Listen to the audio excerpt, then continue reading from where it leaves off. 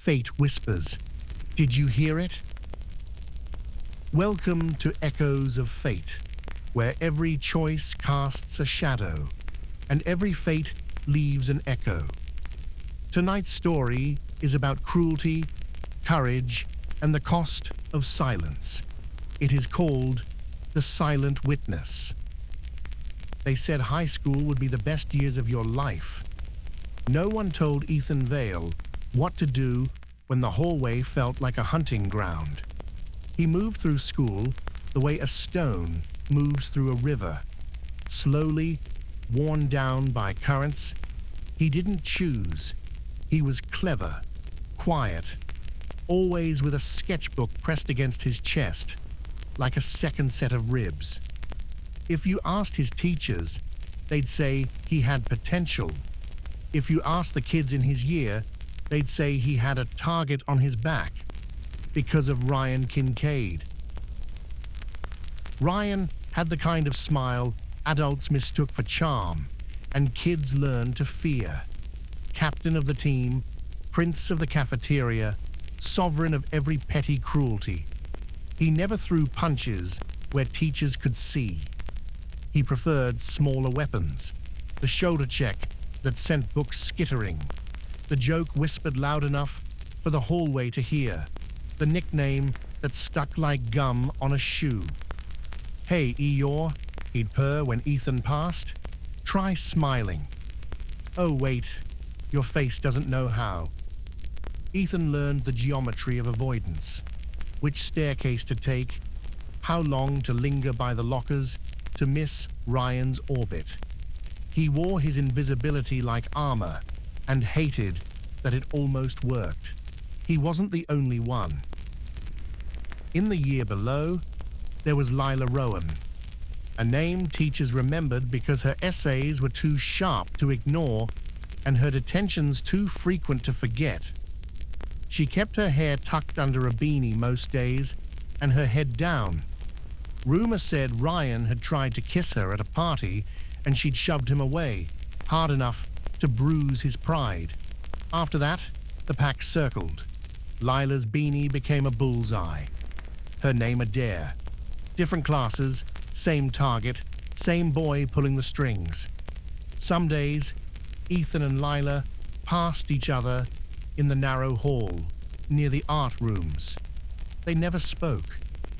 Still, there's a way two people living under the same storm learn to recognize each other by the smell of rain. It was a Wednesday when the slow burn of cruelty finally broke flame. Ethan had stayed late for art club, a polite name for the handful of kids who needed the rooms quiet more than they needed supervision. He drew until the light outside turned the color of cold tea. He liked the walk home by the river, where the path ran narrow between trees and water, and no one could shoulder check him into a locker. The river trail was empty that evening, a thin ribbon of dirt and leaf mulch. Birds tucked themselves into branches. The water moved like a dark thought. That's when he saw them. Two figures stood at the bend, where the bank dropped away steep and slick. The boy's jacket was unmistakable. Even from behind, Ethan knew Ryan's posture. Chin up, shoulders squared like a dare. The girl's beanie was pulled low, a black comma against the dull gold of the dead grass. Lila.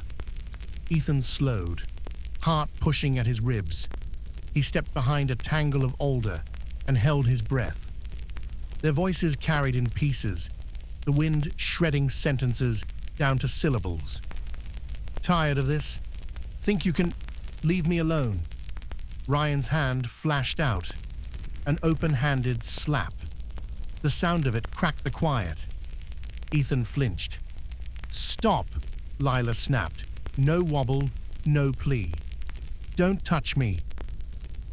Ryan stepped closer, too close, the river at his heels. He shoved her shoulder. Not a playful push, the kind that says, "You are smaller, so I can." Lila staggered, caught herself, and with a motion that surprised even herself, shoved back. It wasn't much, not compared to all the things Ryan had taken, but it was enough. His heels skidded on wet grass. He pinwheeled, snatched at empty air, then slid down the muddy bank into the river with a splash that swallowed the last of the bird song. For a beat, everything froze, the way the world holds its breath after a glass slips from a hand, but before it shatters. Then Ryan surfaced, eyes wild, arms thrashing. The current wasn't fast, but panic is a weight all its own. "Lila!" he sputtered, clawing at the bank.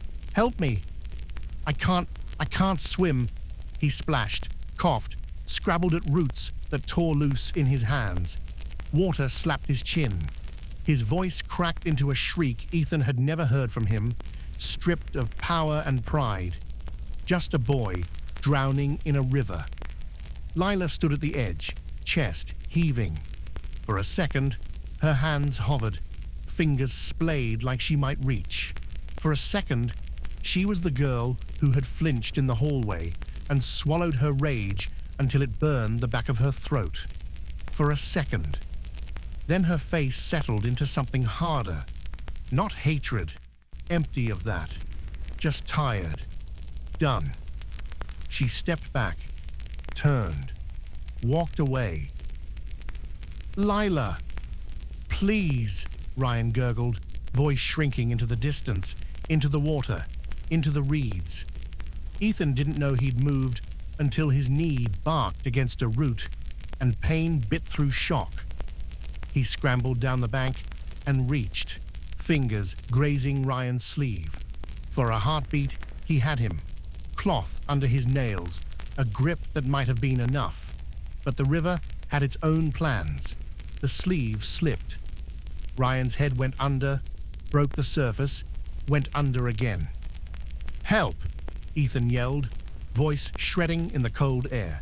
He grabbed his phone, hands slick, and fumbled for 999. Words tumbled. River, boy, drowning. Bend after the footbridge, hurry, hurry, hurry. He kept calling for Ryan, kept reaching, kept lying to himself that the next grasp would catch. By the time a siren whispered somewhere far away and red lights smeared through branches, the river had quieted. The water stared back, flat as glass. The reeds trembled like they were counting. The rescue team pulled Ryan out 2 bends down. They pressed his chest, breathed into his mouth, shouted things Ethan couldn't hear past the roar in his ears. It didn't matter. He was already gone. They called it an accident. That's what the adults do when the story is too jagged to hold. At school the next day, grief was a uniform no one knew how to wear. The principal's voice over the intercom was a careful monotone, like you use with a skittish animal. There was an assembly. There were counselors in the library with boxes of tissues and bowls of peppermints. There were kids who cried because they should, and kids who didn't because they couldn't, and kids who looked at each other and whispered, "Is it bad that I..." High school moves on because it doesn't know how not to. But for a while, everything paused. Ethan kept seeing the same 3 seconds on a loop. The slap, the shove, the slip. He kept hearing Ryan's voice. "Please." He kept seeing Lila's back as she walked away. He kept feeling the sleeve jerk through his fingers, like a fish. He told the police what he could when they called. He told them about the path, and the bend, and the fall, and the water. He told them Lila was there. He told them she'd been pushed first. He told them she left. The officer's pen scratched. Did she push him into the river? No, Ethan said, and the truth felt like standing barefoot on ice. He slipped. Did she make any attempt to help? Ethan saw that second again. Lila's hands hovering, her breath like a blade at her lip. He thought of the long ledger of every hallway, every laugh, every bruise no one saw. He thought of the terror in Ryan's voice. He thought of the years to come, pressed like pages against this moment. She left, Ethan said. The officer's pen paused. Did you try to stop her? Ethan's throat closed. No. The report called it misadventure, a tragedy, a fragile boy, poor swimmer, wrong place. There would be an inquest. There would be a meeting with parents. There would be long Facebook posts with sunset backgrounds and the word angel in a font that looked like handwriting. There would be a seat in Ethan's art room that no one sat in.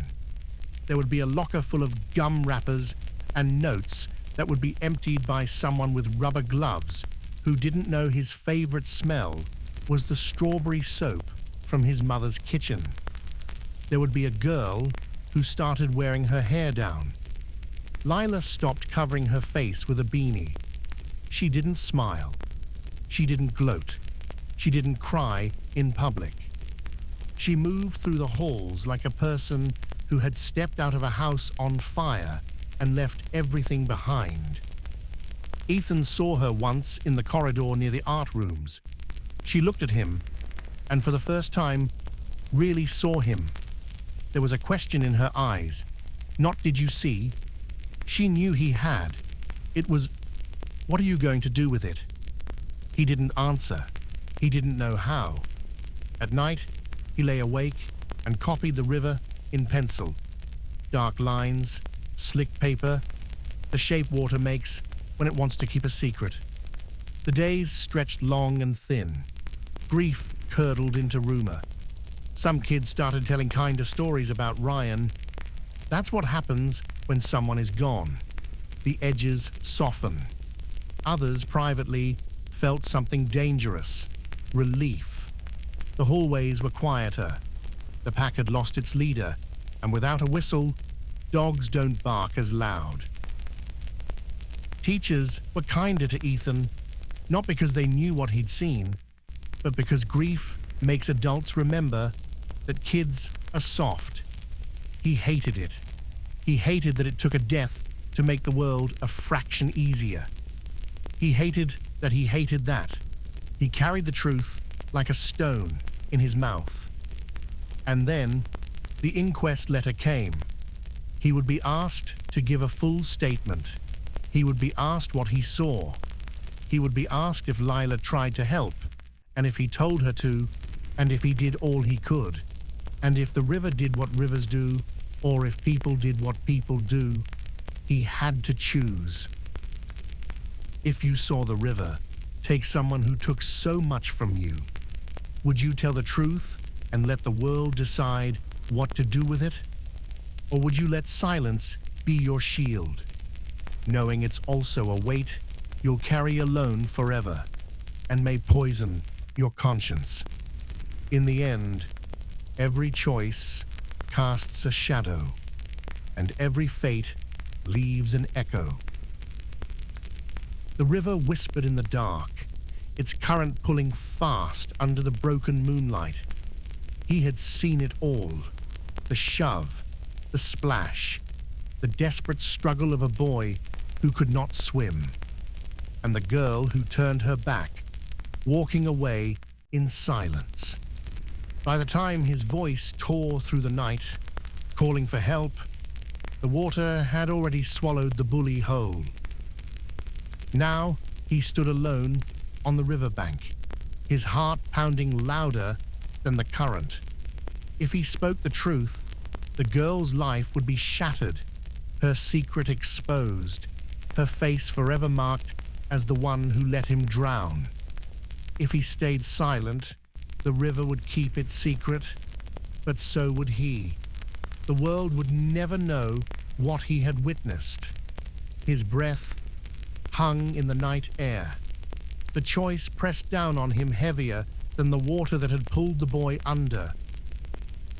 And so, the witness carried the weight of silence and truth in his trembling hands. Should he speak, or should he let the river keep its secret? Tell me, traveler, if you had stood by those waters, what would you have done? If you like our stories and crave some more, subscribe and ring the bell. I promise you'll be the first to be notified of our new tale. Fate whispers. Did you hear it? See you soon, traveler.